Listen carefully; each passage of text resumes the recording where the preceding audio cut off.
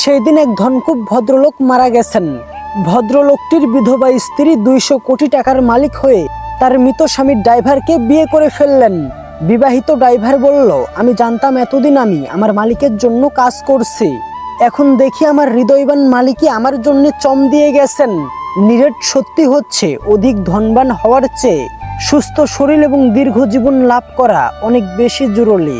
তাই অধিক ধনবান হওয়ার চেয়ে অতিরিক্ত চম না দিয়ে দীর্ঘ এবং সুস্থ জীবন যাপন করার চেষ্টা করা উচিত এবং নিজেকে সেইভাবে গড়ে তোলা উচিত।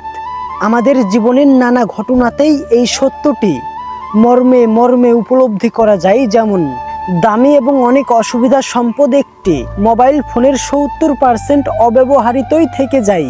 একটি মূল্যবান ও দ্রুত গতি গাড়ির 70% গতির কোনো দরকারই হয় না। প্রাসাদ তুল্য মহামূল্যবান অট্টালিকার 70% অংশে কেউ বসবাস করে না। কারো কারো এক আলমারি ভর্তি কাপড় চোপড় থাকা সত্ত্বেও বেশিরভাগ কাপড় চোপড়ই তার পরা হয় না।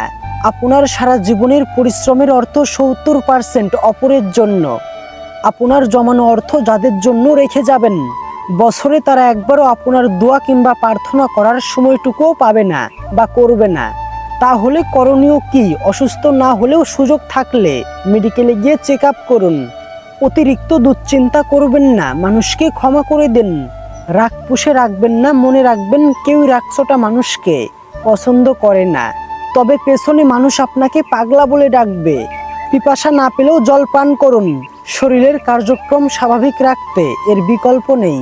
সিদ্ধান্তটি সঠিক জেনেও কখনো কখনো ছাড় দিতে হয়। যতই বয়স হোক না আর যতই ব্যস্ত থাকুন না, জীবনসঙ্গীর সঙ্গে মাঝে মাঝে নিরিবিলি কোথাও হাত ধরে হাঁটুন, রেস্টুরেন্টে খেতে নিয়ে যান। তাকে বুঝতে দিন সেই আপনার সবচেয়ে বেশি আপন, কারণ আপনার সব রকম দুঃখেই সেই আপনার পাশে থাকবে। ক্ষমতাধর হলেও বিনয়ী হন।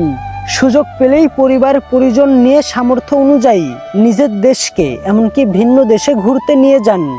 ধনী না হয়েও খুশি থাকুন। মনে রাখবেন, সকল ধনী লোকই কিন্তু মানসিক শান্তিতে থাকে না।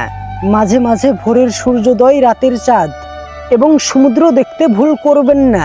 বৃষ্টির জলে বছরে একবার হলেও ভিজবেন আর দিনে একবার গায়ে রোদ লাগাবেন।